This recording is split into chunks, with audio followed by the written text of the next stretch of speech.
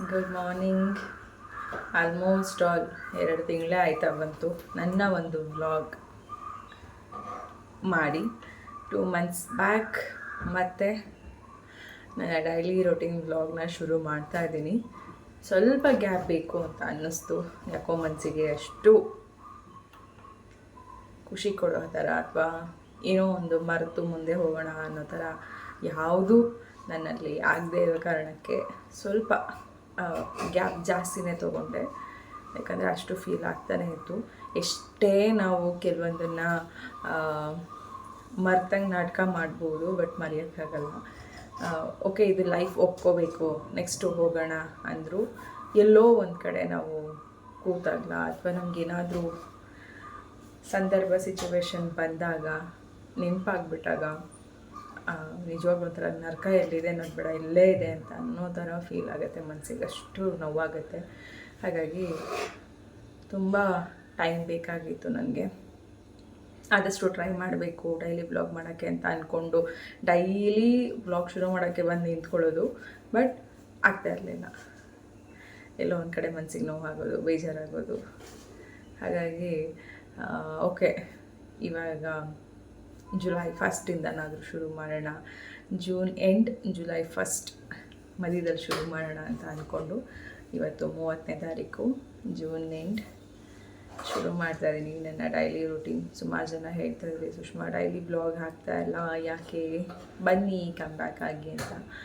ಇಲ್ಲ ಅಂದ್ಕೊಳ್ತಾನೆ ಇದ್ದೆ, ಬಟ್ ಆಗ್ತಾ ಇರಲಿಲ್ಲ ಅಷ್ಟೇ, ಇನ್ನೇನೂ ಇಲ್ಲ. ಹಾಗಾಗಿ ಇವತ್ತಿನ ಒಂದು ಡೇ ರೂಟೀನ್ ಶುರು ಮಾಡ್ತಾಯಿದ್ದೀನಿ. ಇನ್ಮೇಲೆ ಆದಷ್ಟು ನನ್ನ ಲೈಫಲ್ಲಿ ಕೆಲವೊಂದನ್ನು ಮಾತ್ರ ಶೇರ್ ಮಾಡ್ಕೊಳ್ಳೋಕೆ ಇಷ್ಟಪಡ್ತೀನಿ, ಕೆಲವೊಂದನ್ನು ಅಷ್ಟೊಂದು ಇಷ್ಟಪಡೋದಿಲ್ಲ. ಕೆಲವು ಕಾರಣಗಳಿದ್ದಾವೆ.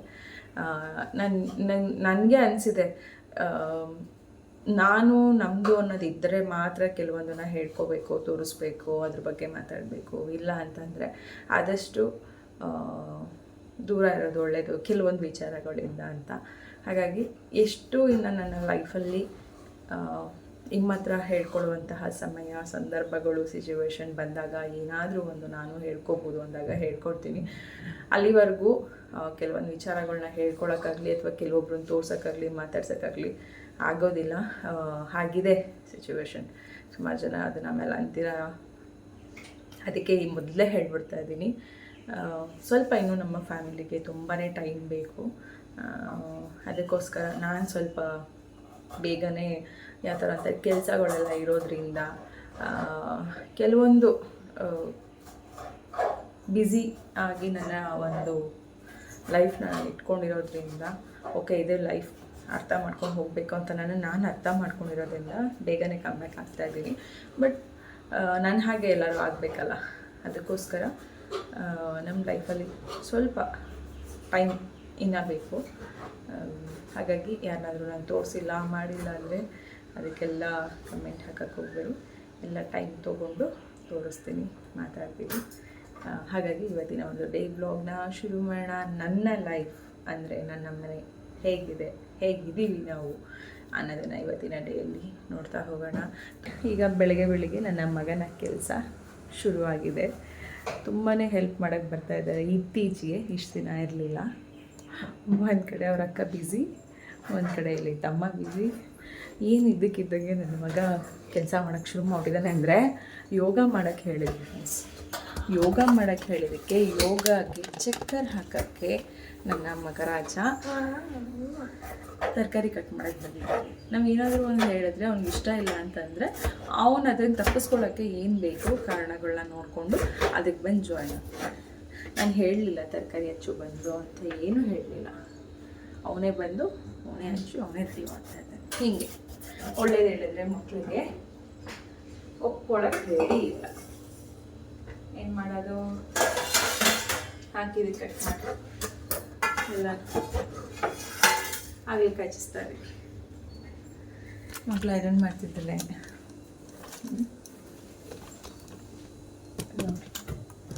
ಯೋಗ ಮಾಡೋಣ ಹೋಗಿ ಅಂದರೆ ಇದಕ್ಕೆ ಹಾಕೊಳ್ಳು. ಚಪಾತಿ ಮಾಡಿ ಆಗ್ಲಿಕ್ಕಾಯ್ತು ಪಲ್ಯ ಮಾಡೋಣ ಅಂತ ಅಂದ್ಕೊಂಡಿದ್ದೀವಿ. ನಮ್ಮ ಮನೇಲಿ ಎಷ್ಟೊಂದು ತಪ್ಪಲೆಗಳಿದೆ, ಬಟ್ ಏನೇನಿದೆ ಯಾವುದ್ರಲ್ಲಿ ಏನೋ ನನಗೆ ಗೊತ್ತಾಗ್ತಿಲ್ಲ. ಅಷ್ಟೊಂದಿದೆ. ಏನು ಪಾತ್ರೆ ತೊಳೆದಿರೋದಿಲ್ಲ ಇಟ್ಕೊಂಡ್ತೀನಿ. ನನ್ನ ಮಗಳ ಒಂದು ಕೆಲಸ ಏನು ಗೊತ್ತಾ, ಚಿಂಟುನ ಹೊರಗಡೆ ಬಟ್ಟೆ ಒಣಗಾಕಿರೋವೆಲ್ಲ ತೆಗೆದು ಹೊರಗಡೆ ಹಾಕ್ಬಿಟ್ಟು, ಚಿಂಟು ಹಾಂ ಒಣಗಾಕಿ ಕೇಳಿ ಹೇಳ್ತೀನಿ, ಹೊರಗಡೆ ಒಣಗಾಕಿರೋದನ್ನೆಲ್ಲ ಒಳಗಡೆ ತಂದಾಕ್ಬಿಟ್ಟು ಒಳಗಡೆ ಟಬ್ಬಲ್ಲಿ ತುಂಬಿಸಿಟ್ಟಿದ್ದೀವಿ 2 ಬಟ್ಟೆನ ತೊಗೊಂಬಂದು ಆಚೆ ಇಡು ಅಷ್ಟೇ. ಅಕ್ಕ ಹಚ್ಕೋತಾಳೆ.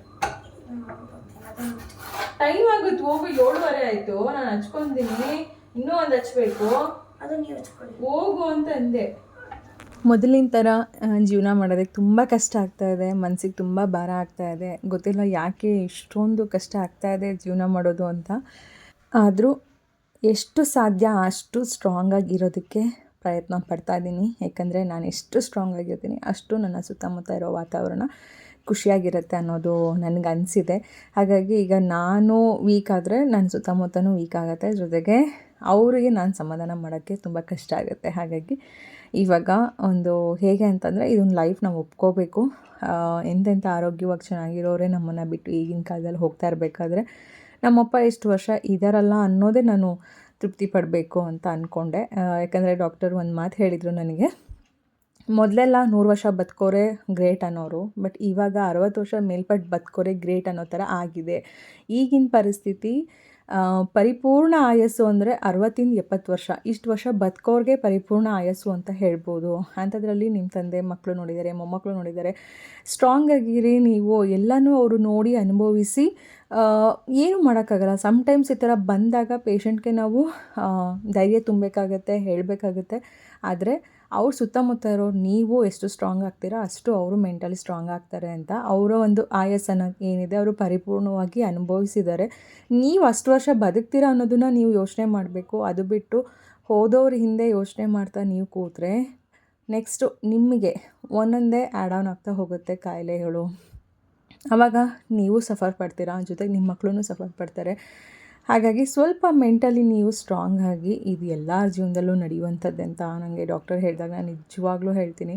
ಎಲ್ಲೋ ಒಂದು ಕಡೆ ಈಗಿನ ಒಂದು ಪರಿಸ್ಥಿತಿ ಹೇಗೆ ಆಗ್ಬಿಡೋದು ಅಂದರೆ, 70 ವರ್ಷ ಬದುಕೋದೇ ಕಷ್ಟ ಅಂತಿದ್ದಾರಲ್ಲ, ಹೇಗಿದು ನಮ್ಮ ಜೀವನ ಎಲ್ಲಿ ಹೋಗ್ತಾ ಇದೆ, ನಾವು ಏನು ಮಾಡ್ತಾ ಇದ್ದೀವಿ ತಪ್ಪು, ಅಥವಾ ನಮ್ಮ ಆಹಾರ ಪದ್ಧತಿ ಸರಿ ಇಲ್ವಾ, ಅಥವಾ ನಮ್ಮ ಜೀವನವನ್ನು ನಡೆಸ್ತಾ ಇರುವಂತಹ ರೀತಿ ಸರಿ ಇಲ್ವಾ, ಅಥವಾ ನಮ್ಮ ಸುತ್ತಮುತ್ತ ಈಗೆಲ್ಲ ಬೆಳೀತಾ ಇರುವಂತಹ ವಾತಾವರಣ ಅಂದರೆ ಏನು ನಮ್ಮ ಒಂದು ಆಗಿನ ಕಾಲದ ಪದ್ಧತಿ ಇತ್ತು, ಅದಕ್ಕಿಂತ ಹೆಚ್ಚು ಇವಾಗ ಎಲ್ಲ ಫಾರ್ವರ್ಡ್ ಆಗಿ ಮೊಬೈಲು, ಇಂಟರ್ನೆಟ್ಟು, ಜೊತೆಗೆ ಹೆವಿ ವೆಹಿಕಲ್ಸು, ಧೂಳು, ಆಲ್ಮೋಸ್ಟ್ ಆಲ್ ಬರೀ ನಾವು ಕೆಮಿಕಲ್ಗಳ ಮಧ್ಯದಲ್ಲೇ ಬಂದುಬಿಟ್ಟಿದ್ದೀವಿ.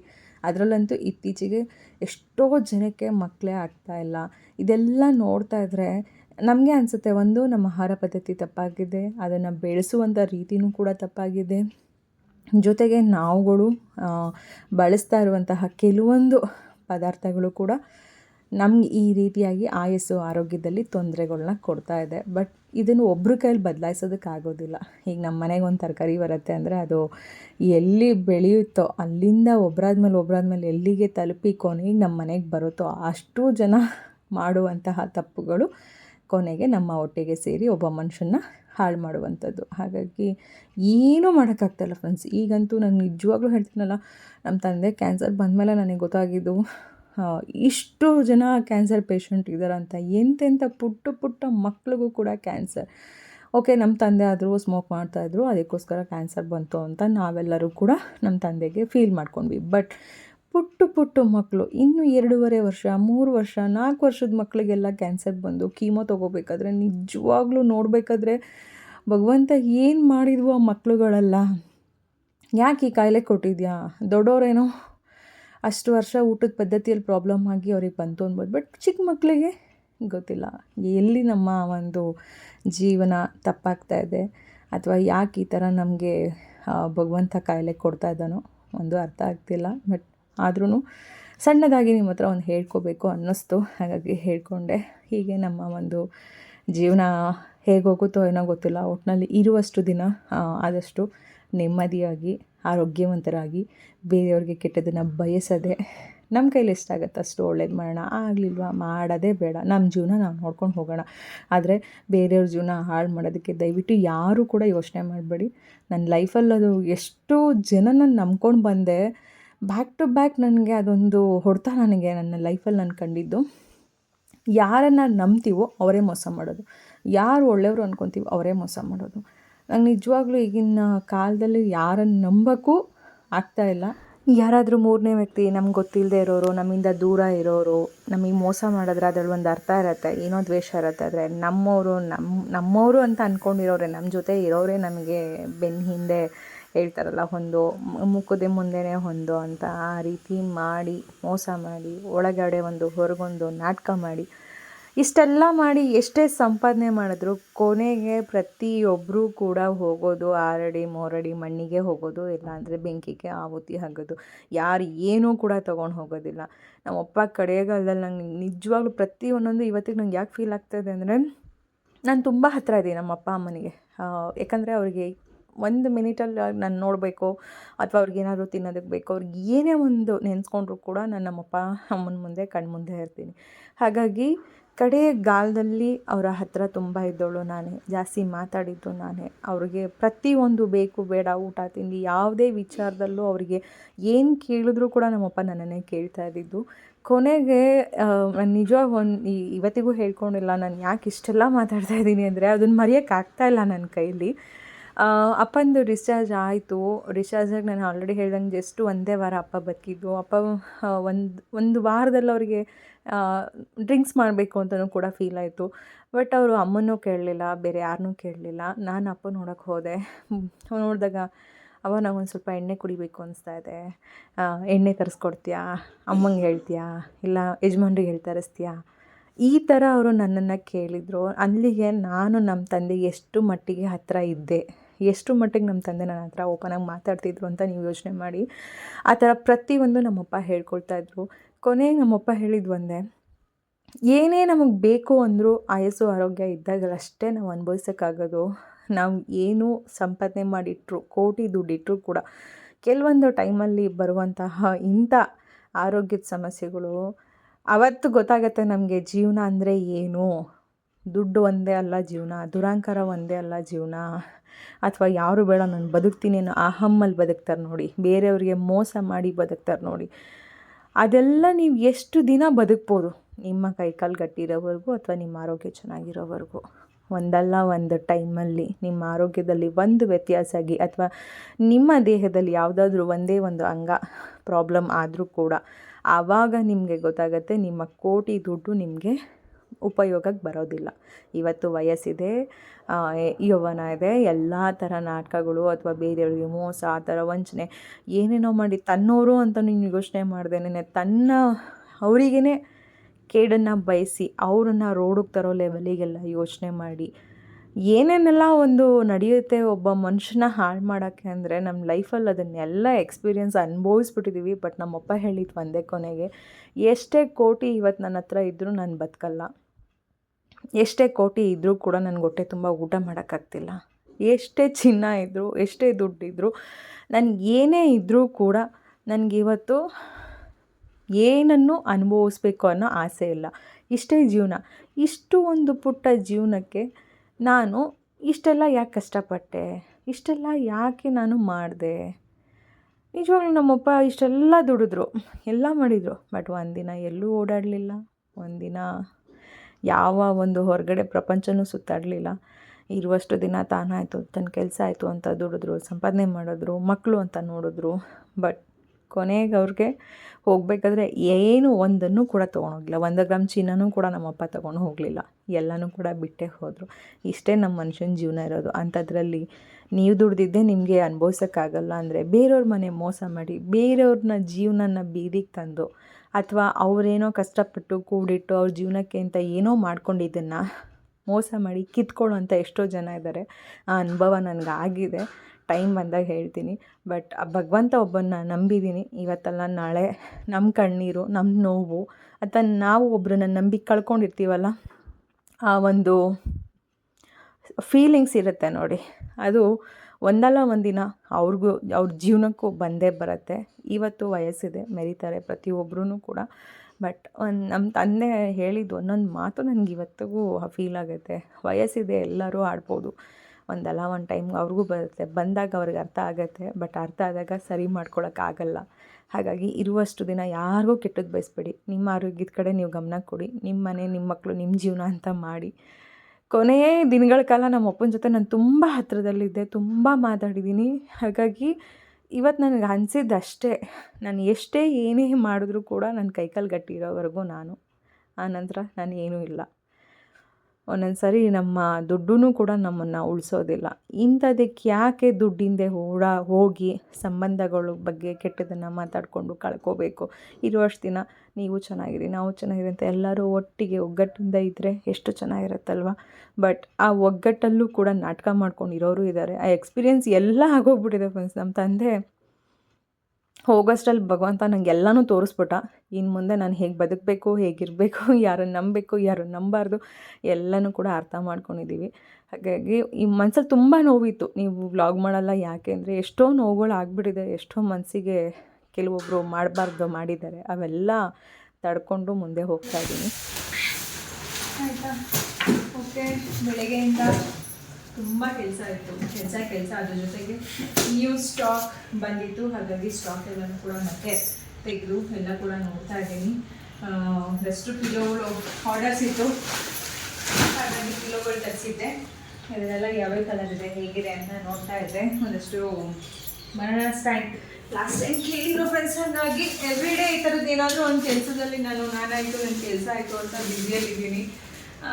ಕೆಲವೊಂದು ಲೈಫಲ್ಲಿ ಏನೇನೋ, ನಮ್ಮ ಲೈಫಿಗೆ ಏನೇನೋ ಒಂದು ತಿರುವು ಕೊಡುತ್ತೆ, ಏನೇನೋ ಆಗುತ್ತೆ ಅಂತೆಲ್ಲ ಹಾಗೆ ಅಂದ್ಕೊಂಡಿದ್ದೆ ಒಂದು, ಆಗ್ತಾ ಇರೋದೇ ಒಂದು. ಏನು ಅಂದ್ಕೊಂಡಿರಲಿಲ್ಲ ಅದೆಲ್ಲ ಜೀವನದಲ್ಲಿ ನಡೀತಾ ಇದೆ. ಏನು ಅಂದ್ಕೊಂಡಿದ್ದೆ ಅದನ್ನು ಯಾವುದನ್ನು ಮಾಡೋಕ್ಕಾಗಿಲ್ಲ.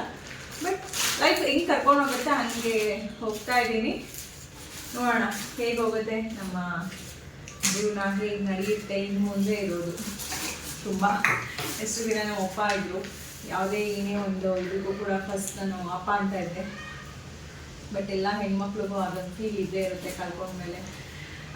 ಇವತ್ತೆಷ್ಟೇ ಕೆಲಸದಲ್ಲಿ ನಾನು ಬ್ಯುಸಿ ಆದರೂ, ಒಂದ್ಸರಿ ಏನೇ ಒಂದು ನೆನಪಾದರೂ ಒಂಥರ ಫೀಲ್ ಆಗುತ್ತೆ.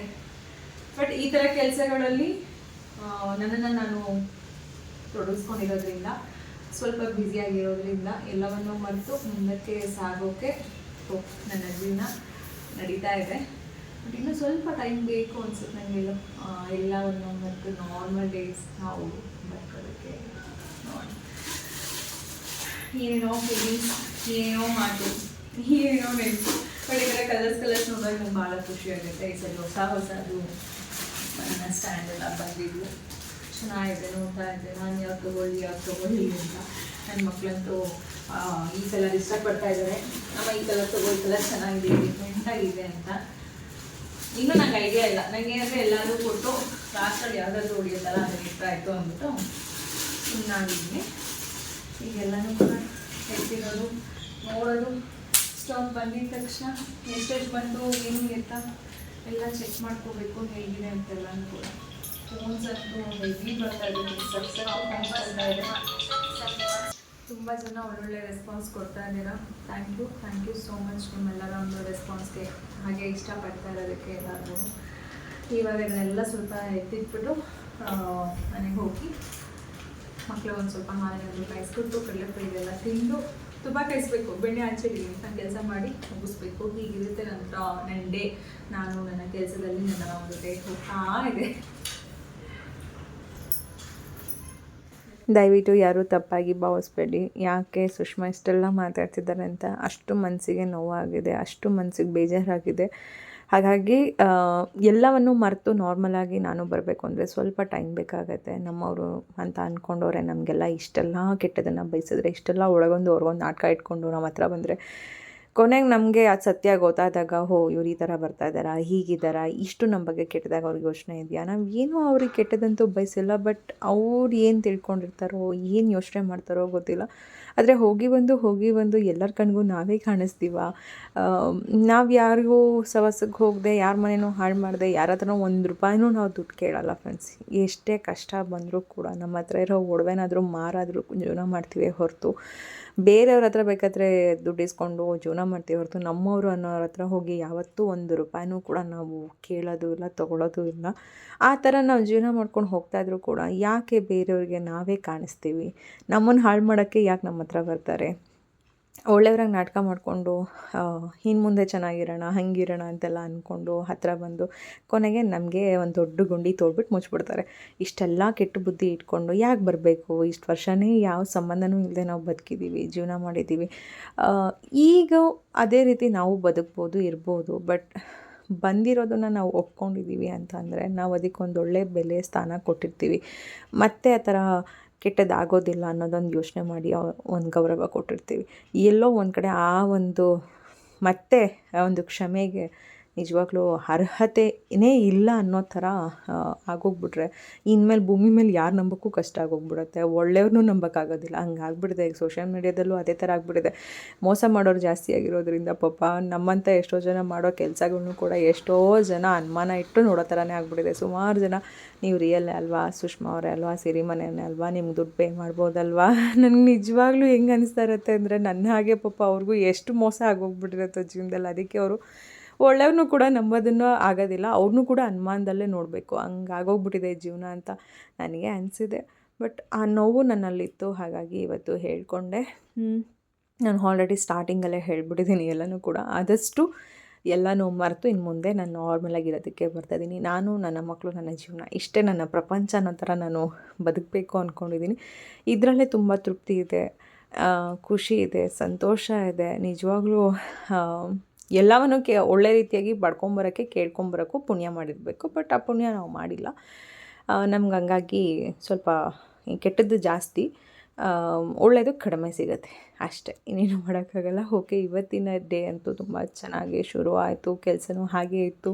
ಸುಮಾರು ಆರ್ಡರ್ಸ್ಗಳಿತ್ತು, ಅದಕ್ಕೆಲ್ಲ ರಿಪ್ಲೈ ಮಾಡೋದು, ಮನೆ ಕೆಲಸ ಮಾಡ್ಕೊಳ್ಳೋದು, ಅಡುಗೆ ಮಾಡೋದು, ಇದೆಲ್ಲ ಮಾಡಿಕೊಂಡು ಅದ್ರ ಮಧ್ಯದಲ್ಲಿ ಏನೇನು ಸ್ಟಾಕ್ ಬರುತ್ತೆ ಅದನ್ನು ಎಲ್ಲನೂ ಕೂಡ ಪ್ರತಿಯೊಂದು ಚೆಕ್ ಮಾಡ್ಕೊಳ್ತೀನಿ. ಏನೋ ಒಂದು ಪುಟ್ಟದಾಗಿ ಯಾವುದೋ ಒಂದು ಕೆಲಸ ಅಂತ ಅಂದ್ಕೊಂಡೆ. ಬಟ್ ಬರ್ತಾ ಬರ್ತಾ ಒಂದಕ್ಕೊಂದು ಒಂದು ಕೆಲಸ ಸಿಗ್ತಾ ಹೋಯಿತು. ನನ್ನ ಮೇಲೆ ನನಗೆ ಇವಾಗ ಒಂದು ಭರವಸೆ. ಜೀವನದಲ್ಲಿ ನಾನು ಏನಾದರೂ ಒಂದು ದುಡಿಯುವಂತಹ ಶಕ್ತಿ ಭಗವಂತ ಕೊಟ್ಟಿದ್ದಾನೆ, ಅಥವಾ ನನ್ನಲ್ಲೂ ಒಂದೇನೋ ಒಂದು ಕ್ರಿಯೇಟಿವ್ ಆಗಿ ಯೋಚನೆ ಮಾಡುವಂಥದ್ದು ನನ್ನಲ್ಲೂ ಇದೆ ಅನ್ನೋದು ನನಗೆ ಒಂದು ಸ್ವಲ್ಪ ಖುಷಿ ಕೊಡುವಂಥದ್ದಾಗಿದೆ. ಹಾಗಾಗಿ ಒಂದು ಬ್ಯಾಲೆನ್ಸ್, ಮನೆ ಆಗ್ಬೋದು, ಬಿಸ್ನೆಸ್ ಆಗ್ಬೋದು, ಮಕ್ಕಳಾಗ್ಬೋದು, ಎಲ್ಲನೂ ಕೂಡ ಕಂಪ್ಲೀಟ್ ಬ್ಯಾಲೆನ್ಸ್ ಮಾಡೋದು ಕಲ್ತಿದ್ದೀನಿ. ಅದು ಒಂದು ಖುಷಿ ಆಗುತ್ತೆ. ಆದರೆ ವ್ಲಾಗ್ ಒಂದು ಮಾಡೋಕ್ಕಾಗ್ತಾಯಿಲ್ಲ ಅಷ್ಟೇ ಫ್ರೆಂಡ್ಸ್. ಆದಷ್ಟು ಅದನ್ನು ಕೂಡ ಸರಿಯಾಗಿ ಮಾಡ್ತೀನಿ. ನಾನು ಹೇಳಿದ್ನಲ್ಲ, ನನ್ನ ಲೈಫಲ್ಲಿ ಎಲ್ಲಿ ಕೆಟ್ಟದೇ ಆಗಿರೋದ್ರಿಂದ ಸ್ವಲ್ಪ ಎಲ್ಲೋ ಮಂಕಾಗ್ಬಿಟ್ಟೆ. ಬಟ್ ಇಲ್ಲ, ಇನ್ನು ಮುಂದೆ ನಾನು ಯಾವತ್ತೂ ಆ ಥರ ಆಗೋಕ್ಕೆ ಇಷ್ಟಪಡಲ್ಲ. ಹಾಗಂತ ವ್ಲಾಗ್ನ ಕಂಟಿನ್ಯೂಸಾಗಿ ಹಾಕ್ತೀನಿ ಅಂತ ನಾನು ಹೇಳೋದು ತಪ್ಪಾಗುತ್ತೆ. ಆದಷ್ಟು ಪ್ರಯತ್ನ ಅಂತೂ ಪಟ್ಟೇ ಪಡ್ತೀನಿ. ನಿಮ್ಮೆಲ್ಲರ ಒಂದು ಪ್ರೀತಿಯ ಸಪೋರ್ಟ್ ಹೀಗೆ ಸದಾ ನಿಮ್ಮ ಸಿರಿಮನೆ ಮೇಲೆ ಇರಲಿ. ಯಾವತ್ತೂ ಕೂಡ ನಿಮ್ಮ ಸಿರಿಮನೆನ ಮರಿಬೇಡಿ. ನೀವು ಇರೋವರೆಗೂ ನಾನು ಅಂತ ಹೇಳೋಕ್ಕೆ ಇಷ್ಟಪಡ್ತೀನಿ. ಹಾಗಾಗಿ ಆ ಒಂದು ಖುಷಿ ಹೇಗೆ ಅಂದರೆ, ನೀವು ಮಾಡೋ ಒಂದೊಂದು ಕಮೆಂಟ್ಸು, ಕೊಡೋ ಲೈಕ್ಸಲ್ಲೇ ನಮಗೆ ನಿಮ್ಮ ಒಂದು ಪ್ರೀತಿ ಎಷ್ಟಿದೆ ಅಂತ ಗೊತ್ತಾಗೋದು. ಹಾಗಾಗಿ ನನ್ನ ಚಾನಲ್ ಇನ್ನೂ ಯಾರೆಲ್ಲ ಸಬ್ಸ್ಕ್ರೈಬ್ ಆಗದೆ ನೋಡ್ತಾ ಇರ್ತೀರ, ಸಬ್ಸ್ಕ್ರೈಬ್ ಮಾಡ್ಕೊಳ್ಳಿ, ಸಪೋರ್ಟ್ ಮಾಡಿ. ಹೀಗೆ ನಿಮ್ಮೆಲ್ಲರ ಒಂದು ಸಪೋರ್ಟ್ ಸದಾ ಇರಲಿ. ಬೆಳಿಗ್ಗೆ ಮಕ್ಕಳಿಗೆಲ್ಲ ಹಾಗಲಕಾಯಿ ಪಲ್ಯ ಮಾಡಿ ಚಪಾತಿ ಮಾಡಿದ್ದೆ. ಆನಂತರ ಮಧ್ಯಾಹ್ನಕ್ಕೆ ಮುದ್ದೆ, ಬಸ್ಸಾರು, ಪಲ್ಯ ಎಲ್ಲ ಮಾಡಿದ್ದೆ. ಮತ್ತು ಮಕ್ಕಳಿಗೆ ಪಾಪ ಸ್ಕೂಲ್ಗೆ ಹೊರ್ಟೋಗಿರ್ತಾರೆ. ಮಧ್ಯಾಹ್ನ ಹೊತ್ತು ಅವ್ರು ಮುದ್ದೆ ತಿನ್ನೋಕ್ಕಾಗೋದಿಲ್ಲ. ನಾನು ನಮ್ಮ ಮನೆಯವ್ರು ಹೇಗೋ ತಿಂದ್ಬಿಡ್ತೀವಿ. ಬಟ್ ಮಕ್ಕಳು ತಿನ್ನಲ್ಲ ಅನ್ನೋ ಕಾರಣಕ್ಕೆ ರಾತ್ರಿ ಹೊತ್ತು ಮಕ್ಕಳಿಗೂ ಕೂಡ ಬಿಸಿ ಬಿಸಿಯಾಗಿ ಮುದ್ದೆ ಮಾಡಿ ಊಟ ಕೊಡ್ತೀನಿ. ಅವ್ರಿಗೆ ಊಟ ಎಲ್ಲ ಕೊಟ್ಟು ಕಿಚನ್ ಕ್ಲೀನಿಂಗ್ ಕೆಲಸ ಆಯಿತು, ಅದು ಎಲ್ಲ ಮುಗಿಸ್ಕೊಂಡು ಹಾಗೆ ಬೆಣ್ಣೆ ತೊಗೊಂಬಂದಿದ್ರು. ಅಂದರೆ ನಾರ್ಮಲ್ ಅಂಗಡಿ ಬೆಣ್ಣೆನೇ ಇದು. ತುಪ್ಪ ತಂದಿರಲಿಲ್ಲ, ಬೆಣ್ಣೆ ತಂದುಬಿಟ್ಟಿದ್ರು. ನೀನೇ ತುಪ್ಪ ಕಾಯಿಸು ಅಂತ. ಒಬ್ಬೊಬ್ಬರು ಒಂದೊಂದು ರೀತಿಯಾಗಿ ತುಪ್ಪ ಕಾಯಿಸ್ತಾರೆ. ಬೆಳ್ಳುಳ್ಳಿ ಎಲ್ಲ ಜಜ್ಜಿ ಹಾಕಿ ನಮ್ಮ ಅತ್ತೆ ಮನೆ ಕಡೆ ಮಾಡುವಂಥದ್ದು. ಒಬ್ಬರು ನುಗ್ಗೆ ಸೊಪ್ಪು ಹಾಕ್ತಾರೆ, ವೀಳ್ಯದೆಲೆ ಹಾಕ್ತಾರೆ, ಎಲ್ಲ ಥರದ್ದು ಹಾಕ್ತಾರೆ. ನಮ್ಮಮ್ಮನೂ ಬೇರೆ ಥರ ಮಾಡ್ತಾರೆ, ನಾನು ಒಂದು ಸ್ವಲ್ಪ ಬೇರೆ ಥರ ಮಾಡ್ತೀನಿ. ನಾನೇನಂದರೆ ಒಂದು ಪೌಡ್ರ್ ಏನು ಹಾಕ್ತೀವಿ ತುಪ್ಪ ಕಾಯಿಸೋದಕ್ಕೆ, ಅದಕ್ಕೆ ನಾನು ಲವಂಗ, ಏಲಕ್ಕಿ, ಹಾಗೆ ಸೋಂಪು, ಮೆಂತ್ಯ ಇವನ್ನು 4 ಹುರಿದ್ಬಿಟ್ಟು ಪೌಡ್ರು ಮಾಡ್ಕೊತೀನಿ. ಮಾಡಿಕೊಂಡು ಬೆಣ್ಣೆ ಎಲ್ಲ ಸ್ವಲ್ಪ ಕುದಿದ್ಮೇಲೆ ಪೌಡ್ರು ಮತ್ತು ಕರಿಬೇವು ಹಾಕಿ ಕುದಿಸ್ಕೊಳ್ಳೋಂಥದ್ದು. ಸ್ವಲ್ಪ ಉಪ್ಪನ್ನು ಕೂಡ ಆ್ಯಡ್ ಮಾಡ್ಕೊಳ್ತೀನಿ. ಹಾಕಿಬಿಟ್ಟು ಕುದಿಸ್ಕೊಳ್ಳೋದು. ನಿಮಗೇನಾದರೂ ಬೇಕು ಅಂತಂದರೆ ಎಷ್ಟೋ ಜನ ಹಾಕೋಗೆ ನುಗ್ಗೆ ಸೊಪ್ಪು, ವೀಳ್ಯದೆಲೆ, ಬೆಳ್ಳುಳ್ಳಿ ಇವೆಲ್ಲನೂ ಕೂಡ ಹಾಕ್ಕೋಬೋದು. ಬಟ್ ಇಷ್ಟೇ ನಾನು ಸಿಂಪಲಾಗಿ ಮುಗಿಸ್ಕೊಂಬಿಡೋದು. ಹಾಗಾಗಿ ತುಪ್ಪ ಮತ್ತು ಹಾಲು ಎರಡೂ ಗ್ಯಾಸ್ ಮೇಲೆ ಇಟ್ಟಾಗ ನಾವು ಅಲ್ಲ ಪಕ್ಕನೇ ಇರಬೇಕು. ಆ ಕಡೆ ಈ ಕಡೆ ಅಂತೂ ಹೋಗಲೇಬಾರ್ದು. ಯಾವ ಟೈಮಲ್ಲಿ ಹೊಕ್ಕೋಗ್ಬಿಡುತ್ತೆ ಗೊತ್ತಾಗೋದಿಲ್ಲ. ಅದಕ್ಕೆ ತುಪ್ಪ ಕಾಯ್ದಕ್ಕಿಟ್ಟು ಅಲ್ಲೇ ಹಾಗೆ ಪಾತ್ರೆ ಎಲ್ಲ ಇತ್ತು ತೊಳೆಯೋದು, ಅದನ್ನು ಎಲ್ಲ ತೊಳೆದು ಕ್ಲೀನ್ ಮಾಡ್ಕೊತಾ ಇದ್ದೆ. ಫೈನಲಿ ಆ ವೈಟ್ದು ಮಜ್ಜಿಗೆ ಥರ ಎಲ್ಲ ಬರ್ತಾ ಇರುತ್ತೆ, ಅದೆಲ್ಲ ಕಂಪ್ಲೀಟ್ ಹೋಗಿ ಈ ಥರ ಫುಲ್ ಕಂಪ್ಲೀಟ್ ಎಣ್ಣೆ ಥರ ನೊರೆ ಥರ ಶುರುವಾಗುತ್ತೆ. ಆ ಟೈಮ್ಗದು ತುಪ್ಪ ಕಾದಿದೆ ಅಂತ. ಅಷ್ಟರಲ್ಲಿ ಮಕ್ಕಳದ್ದು ಊಟ ಆಯಿತು, ನಂದು ಎಲ್ಲ ಕೆಲಸ ಮುಗೀತು. ಬೆಳಗ್ಗೆ ಎದ್ದು ಅಡುಗೆ ಮನೆಯಲ್ಲಿ ನಮ್ಮ ಕೆಲಸ ಶುರು ಆದರೆ ಮತ್ತೆ ಅಡುಗೆ ಮನೆಯಲ್ಲೇ ಕೆಲಸ ಮುಗಿಸೋವಂಥದ್ದು. ಹೀಗಿತ್ತು ನನ್ನ ಒಂದು ಇಡೀ ದಿನದ ಒಂದು ರೊಟೀನ್. ನಿಮ್ಮೆಲ್ಲರ ಹತ್ರನೂ ಕೂಡ ನನ್ನ ಒಂದು ರೊಟೀನ್ ಜೊತೆಗೆ ನನ್ನ ಮನಸ್ಸಿನ ನೋವು ಎಲ್ಲನೂ ಕೂಡ ಹೇಳ್ಕೊಂಡಿದ್ದೀನಿ. ಏನೋ ಒಂದು ಸ್ವಲ್ಪ ಮನಸ್ಸಿಗೆ ಹಗುರ, ಒಂಥರ ಏನೋ ಫ್ರೆಶ್ ಫೀಲ್ ಆಗ್ತಾಯಿದೆ. ಆದಷ್ಟು ಇನ್ಮೇಲೆ ನನ್ನ ಒಂದು ಡೈಲಿ ರೊಟೀನ್ಸ್ ವ್ಲಾಗ್ ಎಲ್ಲನೂ ಕೂಡ ಮಾಡ್ತೀನಿ. ನಿಮ್ಮೆಲ್ಲರ ಒಂದು ಪ್ರೀತಿಯ ಸಪೋರ್ಟ್ ಸದಾ ಹೀಗೆ ನಿಮ್ಮ ಸಿರಿಮನೆ ಮೇಲೆ ಇರಲಿ. ಮತ್ತೊಮ್ಮೆ ಹೇಳ್ತಾ ಇದ್ದೀನಿ, ಯಾರೂ ಕೂಡ ಮರಿಬೇಡಿ, ನನ್ನನ್ನು ನಿಮ್ಮೆಲ್ಲರ ಸಪೋರ್ಟ್ ಸದಾ ಕೊಡ್ತಾ ಇರಿ. Thank you so much.